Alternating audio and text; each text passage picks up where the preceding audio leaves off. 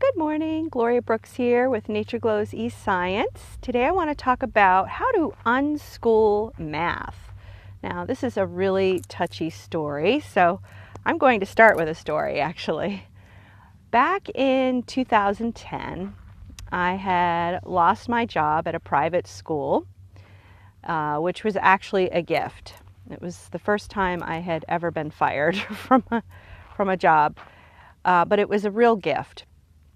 And it actually allowed me to pursue my passion. And for years, I had always wanted to start my own school. So I moved to a commune called Heathcote Intentional Community in Freeland, Maryland. You can actually Google them and check out their community. They're really sweet, beautiful place. It's on 112 acres of wooded land in a beautiful, pristine valley with a creek running through the community, and they have organic gardens, and it's just paradise there. So I moved there and I started a homeschool program called Heathcote Art and Science Center for multi-age kids. Our youngest student was 4 years old that came from Baltimore, and my oldest was one visitor that came who was 16. He came one day, and then the oldest long-standing student was 11 years old, so it was multi-ages. And what I did was I did not teach subjects. I didn't. I had been trained for about 6 months to not do that any longer. And it was quite a transition because for 14 years previously, I had been used to using curriculum. And certainly for math, I had always used curriculum. I used Right Start for many years, the abacus math. But with Heathcote Art and Science Center, I didn't use any curriculum for math whatsoever. So, yeah, it was really amazing. I set up all these little learning centers. I had 3 rooms upstairs in the old mill. We were in this old mill from the 1800s. It was renovated. It was really beautiful.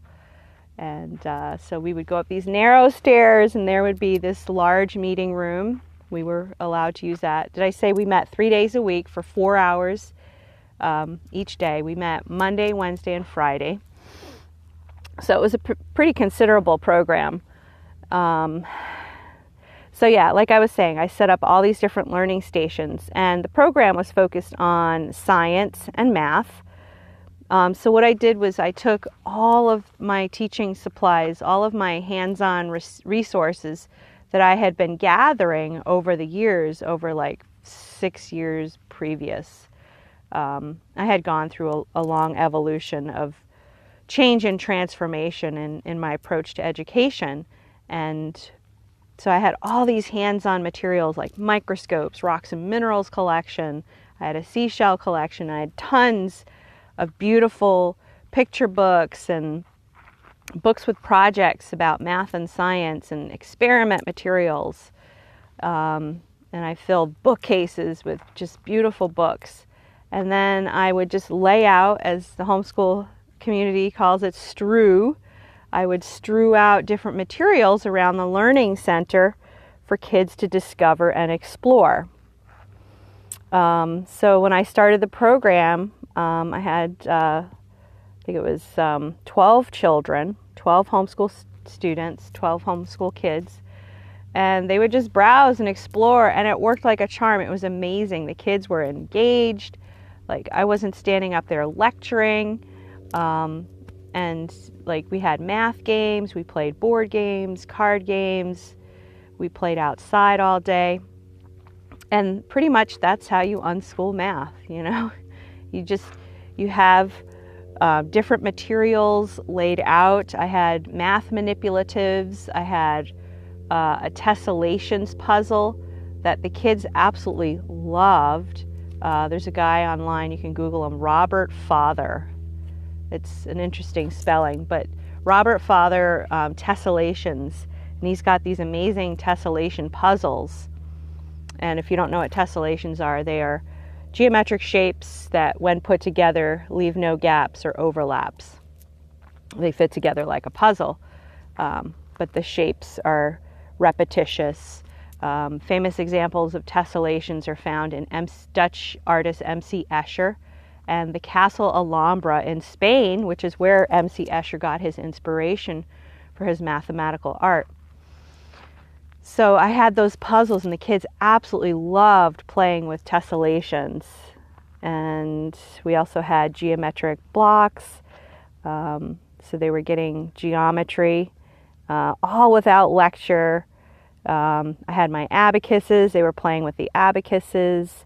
I had play money, so the kids could play store.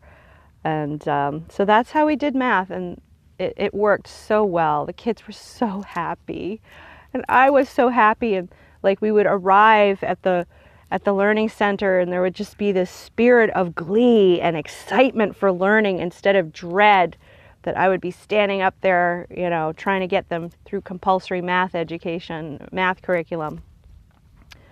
So yeah, it was really a dream program. I ran that program for a year before I came online, and now I teach a course. I have a pre-recorded course now called Math Art, which you will be hearing more about very soon. I'm really excited. I'm going to be doing a release and reopening my virtual doors for Math Art through my book, my brand new 5 Secret System on how to get kids to fall in love with math through the techniques that I'm sharing in this video today. So I know it might sound strange to be offering a unit study planner when I'm talking about unschooling math, but you know what? The unit study planner can still be used when you are unschooling math. Because you want to have something for your state records, so just use it as a recording tool, noticing where your kids are using math as you unschool it. All right, very cool. Click that link for the unit study planner. Go ahead and give me a thumbs up. Please share this post. If you're watching me on YouTube, please hit subscribe. I'd love to have you join me. Hit the little bell so that you can know when I post a video. I post videos every single day on YouTube and my regular Facebook page. I try to do so in my groups as well, but sometimes I just can't get to it as well. All right, thanks for watching. Bye for now.